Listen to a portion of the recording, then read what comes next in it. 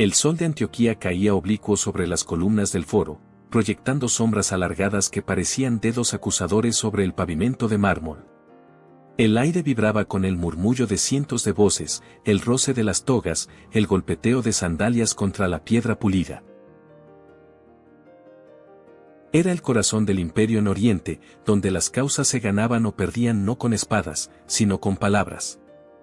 Y en medio de aquel teatro de la justicia humana, un hombre joven dominaba el arte más peligroso y seductor de todos, la elocuencia. Filogonio no había nacido en la opulencia de las familias patricias, ni llevaba en su linaje el peso de generaciones ilustres. Su cuna fue modesta, su infancia marcada por la disciplina severa del estudio y la formación retórica que los padres prudentes procuraban a sus hijos cuando la fortuna les permitía al menos esa herencia.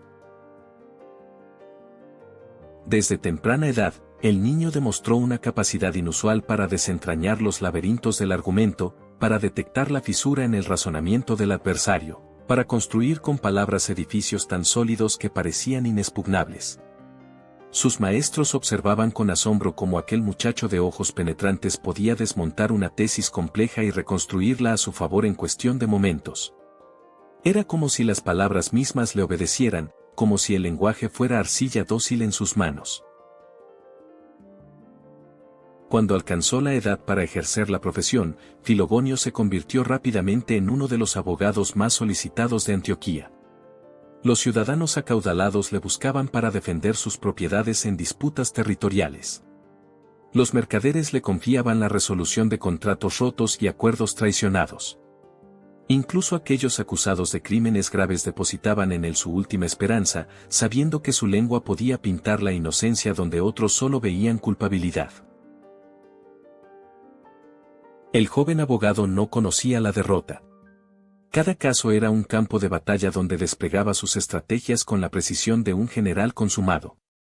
Su voz resonaba en los tribunales con una autoridad que hacía temblar a los acusadores y enardecía a los jueces. ¿Quién podría prever que aquella misma voz, tan hábil en defender causas terrenales y perecederas, sería un día consagrada para defender la verdad eterna? Pero la excelencia en el foro no había endurecido el corazón de Filogonio. A diferencia de tantos oradores que se embriagaban con su propio poder y convertían el talento en instrumento de vanidad, él conservaba una extraña humildad, un desapego que desconcertaba a quienes le rodeaban. Cuando ganaba un caso, no celebraba con arrogancia, cuando recibía sus honorarios, los compartía con los necesitados que pululaban por las calles de la ciudad. Había en él una grieta invisible, una inquietud que ningún triunfo forense lograba silenciar. En las noches, después de los alegatos brillantes y los aplausos del foro, Filogonio se retiraba a su modesta habitación y contemplaba el techo con ojos insomnes. Algo le susurraba que toda aquella gloria era humo, que las victorias del tribunal eran efímeras como las flores que se marchitan al atardecer. La fe cristiana, entonces perseguida y clandestina, había tocado su alma en la adolescencia. No podía precisar el momento exacto, pero recordaba la noche en que, escondido en una casa humilde del barrio pobre, había escuchado por primera vez las palabras del Evangelio pronunciadas por un anciano de rostro surcado por cicatricas. Aquellas palabras eran diferentes a todas las que había estudiado en las escuelas de retórica. No buscaban convencer mediante artificios ni seducir con ornamentos vacíos. Eran simples, directas, pero cargadas de un peso que hacía temblar el alma. Bienaventurados los pobres de espíritu, porque de ellos es el reino de los cielos. Filogonio, entrenado para descubrir falacias y debilidades argumentativas, no encontró en aquel mensaje fisura alguna. Era una verdad que se sostenía por sí misma, luminosa y terrible a la vez. Desde entonces, vivió una doble vida. Durante el día, era el abogado brillante que hacía malabarismos con las leyes romanas, que citaba a Cicerón y Demóstenes, que construía silogismos impecables y destrozaba las defensas enemigas con la elegancia de un artista. Durante la noche, se deslizaba por las callejuelas oscuras hasta las casas donde los cristianos se reunían en secreto para partir el pan y escuchar las enseñanzas de los apóstoles transmitidas de boca en boca. Allí, el orador temido guardaba silencio y se arrodillaba junto a esclavos, viudas y artesanos, reconociendo que ante Dios no había jerarquías de elocuencia. Aquella paradoja no le angustiaba, al contrario, le daba una paz inexplicable.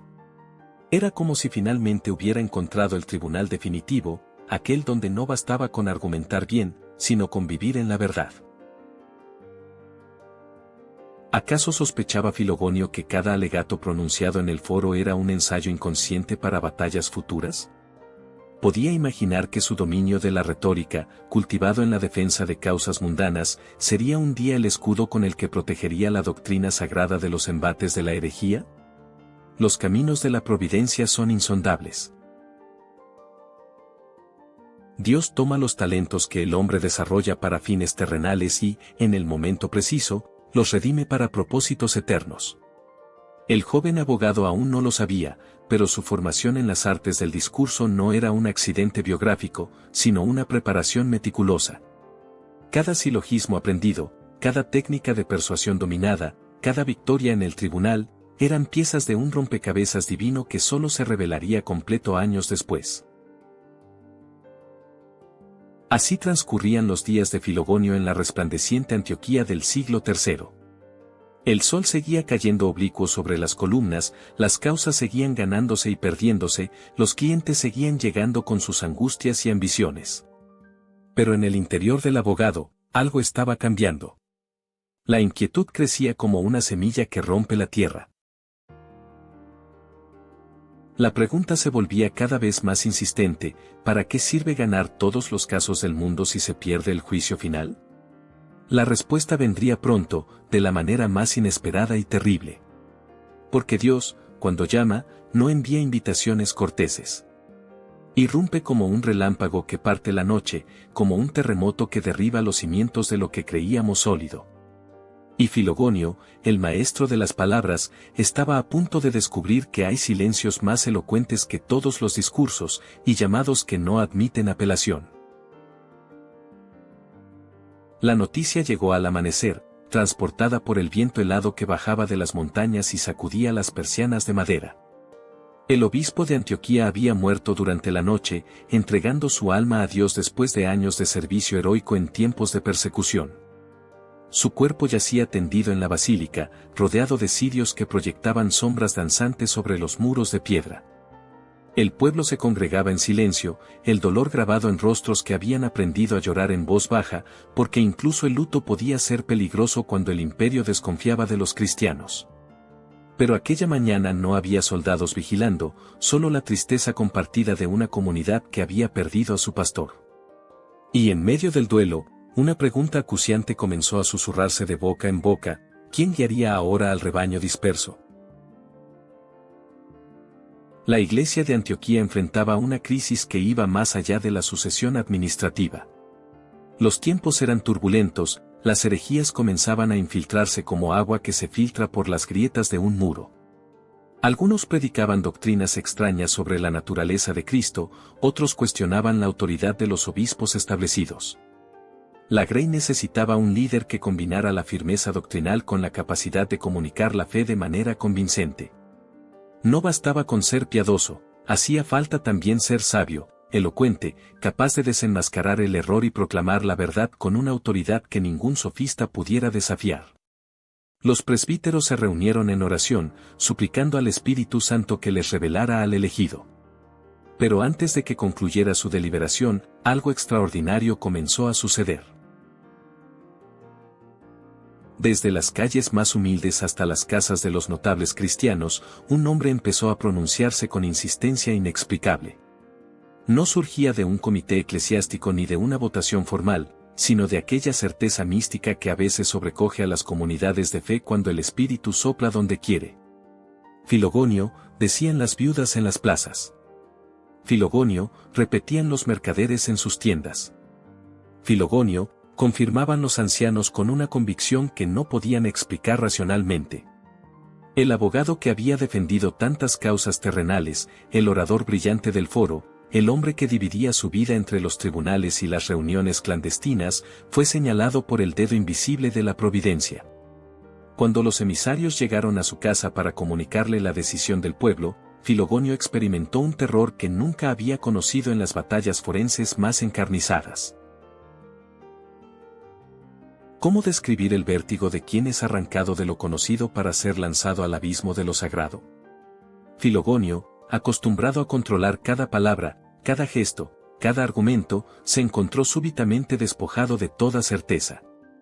Él, que había defendido la inocencia de acusados y la justicia de causas complejas, se sabía profundamente indigno de pastorear las almas inmortales. La elocuencia que dominaba con maestría le parecía ahora un instrumento ridículamente inadecuado para la tarea que se le encomendaba. Sus manos temblaban mientras los delegados de la comunidad aguardaban su respuesta. En su mente se agolpaban todas las razones por las cuales debía rechazar aquella llamada: su falta de formación teológica formal, su vida dividida entre lo secular y lo espiritual, su conciencia aguda de las propias debilidades y tentaciones. Intentó argumentar, utilizar toda su capacidad persuasiva para declinar el ofrecimiento, pero sus palabras sonaban huecas incluso a sus propios oídos.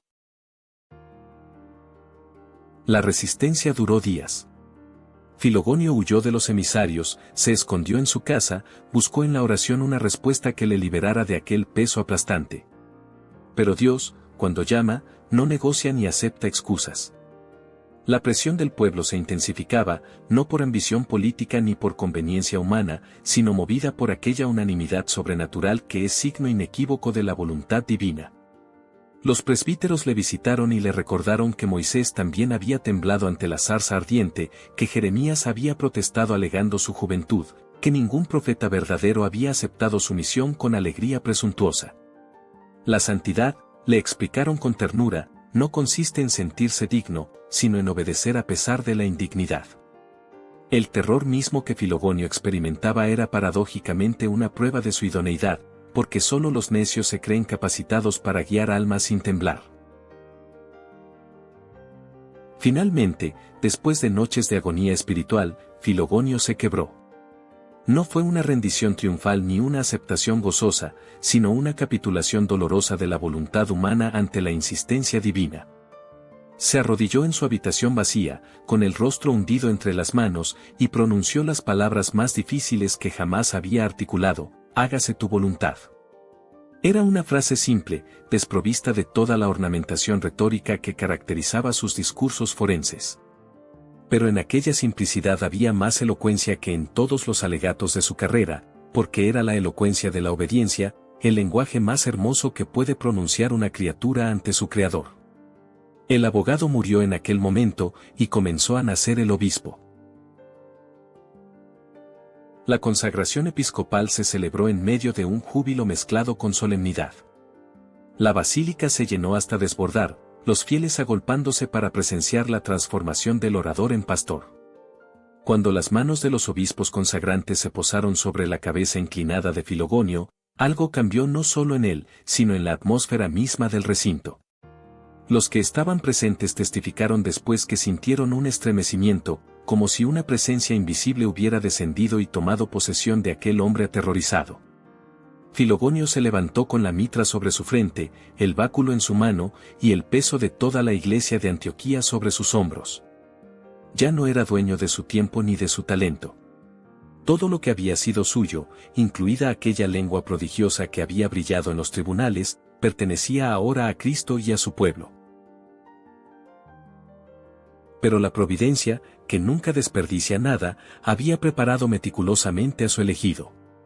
Los años de formación retórica, las batallas en el foro, el dominio del arte de la persuasión, no habían sido una distracción de su vocación verdadera, sino su preparación más esencial.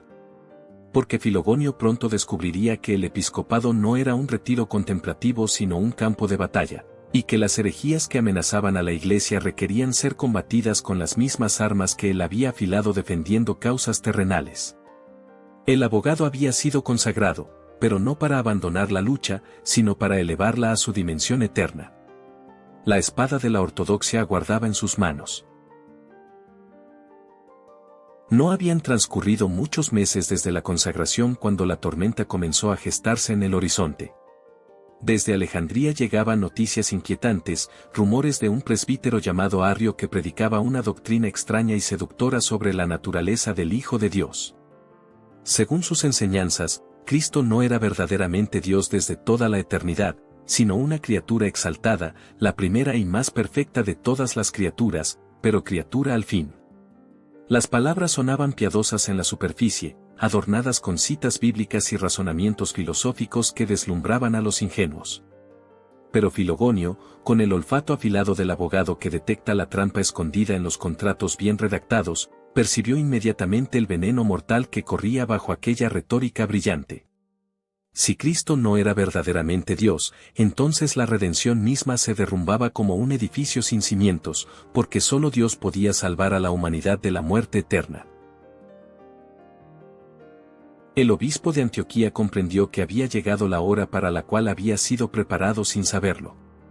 Todas aquellas batallas en el foro, todos aquellos alegatos construidos con precisión quirúrgica, todos aquellos años dominando el arte de desmontar argumentos falaces, convergían ahora hacia este momento decisivo. La herejía arriana no era simplemente un error teológico abstracto que pudiera debatirse en círculos académicos con desapego erudito. Era un cáncer que amenazaba el corazón mismo de la fe, una distorsión que, de triunfar, condenaría a millones de almas a la oscuridad. Filogonio sintió arder en su pecho el fuego que antes lo impulsaba a defender causas terrenales, pero ahora multiplicado por la magnitud infinita de lo que estaba en juego. No defendería propiedades ni contratos, sino la verdad eterna revelada por el mismo Dios encarnado. Cuando el emperador Constantino convocó el concilio de Nicea en el año 325, Filogonio se contó entre los obispos que acudieron desde todos los confines del imperio. La imagen de aquella asamblea permanecería grabada en la memoria de la Iglesia, más de 300 obispos, muchos de ellos mutilados por las persecuciones pasadas, reunidos para definir con precisión inquebrantable la fe apostólica. Allí estaban los confesores que habían perdido ojos y miembros por no renegar de Cristo, ahora convocados para defender su divinidad contra los que la negaban con palabras melosas. Filogonio observaba a aquellos héroes con una mezcla de reverencia y humildad, consciente de que su elocuencia intacta era un don que debía poner al servicio de aquellos que habían pagado con su sangre el derecho a proclamar la verdad. Los debates fueron intensos, apasionados, a veces dolorosos. Los arrianos presentaban sus argumentos con habilidad sofística, citando textos bíblicos sacados de contexto, construyendo silogismos que parecían irrefutables a los oídos no entrenados. Pero cuando Filogonio tomaba la palabra, el clima en el aula conciliar cambiaba. Su voz, templada en los tribunales de Antioquía, resonaba ahora con una autoridad que provenía no de su talento natural, sino de la unción episcopal que había recibido. Desmontaba los argumentos arrianos con la precisión de un cirujano que estirpa tejido enfermo, exponiendo las contradicciones internas, revelando las premisas falsas escondidas bajo la apariencia de piedad. Pero lo que hacía devastadora su refutación no era solo la lógica impecable, sino la pasión con la que defendía la divinidad de Cristo. Cada palabra suya era un grito del alma que proclamaba, este Jesús que murió en la cruz es Dios verdadero de Dios verdadero, y en esa verdad se sostiene toda nuestra esperanza de salvación. El concilio concluyó con la promulgación del credo niceno, aquella fórmula de fe que se convertiría en el bastión de la ortodoxia contra todas las herejías venideras. Dios de Dios, luz de luz, Dios verdadero de Dios verdadero, engendrado no creado, consubstancial al Padre. Cada palabra había sido pesada, debatida, refinada hasta alcanzar la precisión de una espada. Filogonio regresó a Antioquía portando aquel tesoro como un soldado que vuelve victorioso de la batalla. Pero sabía que la guerra apenas comenzaba, porque los arrianos, aunque derrotados en el concilio, no se rendirían fácilmente. Seguirían propagando su veneno, buscando adeptos entre los incautos, infiltrándose en las cortes imperiales con su retórica seductora. En los años siguientes, el obispo de Antioquía transformó su cátedra en un púlpito de fuego. Sus sermones, pronunciados con la elocuencia que nunca había perdido pero que ahora estaba consagrada, se convirtieron en lecciones magistrales de teología ortodoxa. Explicaba a los fieles, con palabras que incluso los más sencillos podían comprender, ¿Por qué era crucial afirmar la plena divinidad de Cristo?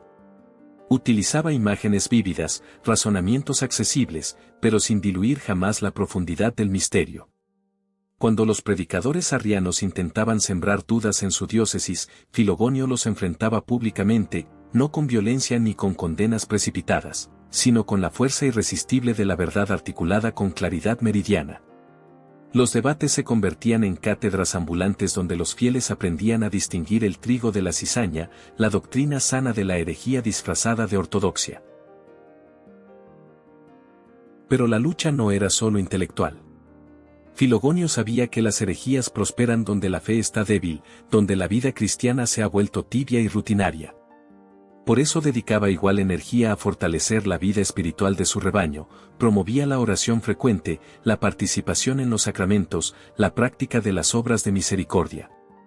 Un pueblo que vivía intensamente su fe, razonaba el obispo, sería inmune a los cantos de sirena de los herejes.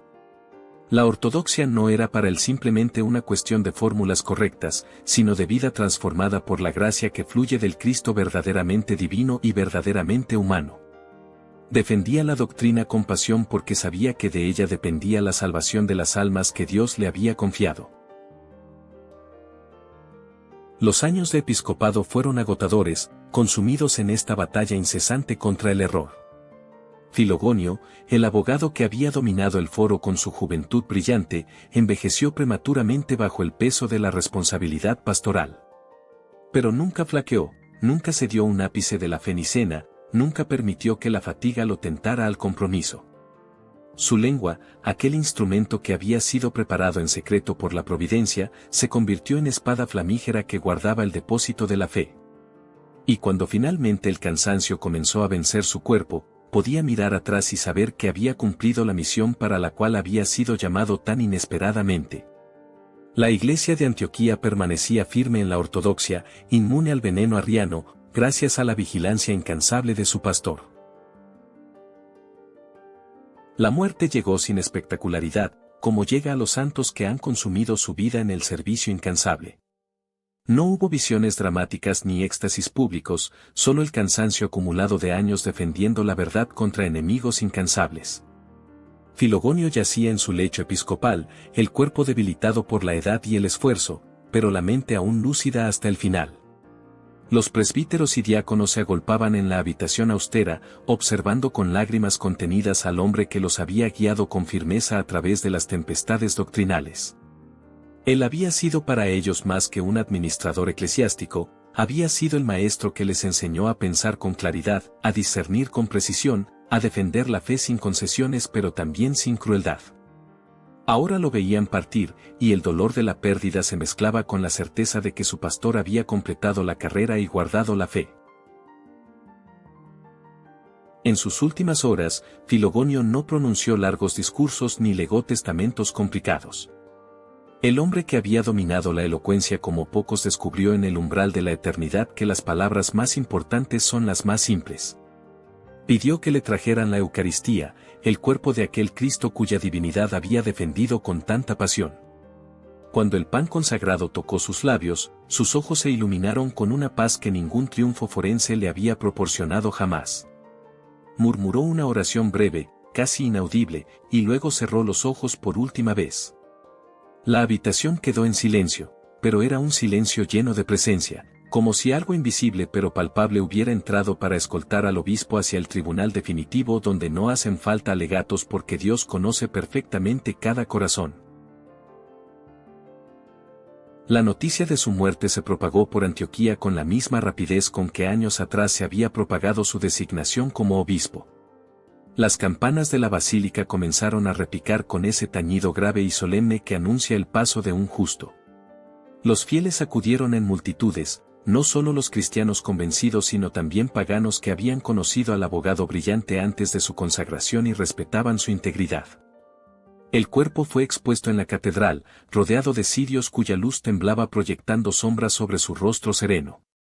Quienes se acercaban a venerarlo notaban algo extraordinario, aunque la muerte había apagado el brillo de sus ojos y silenciado su voz poderosa, permanecía en sus rasgos una expresión de autoridad tranquila, como si incluso en la muerte siguiera proclamando verdades eternas.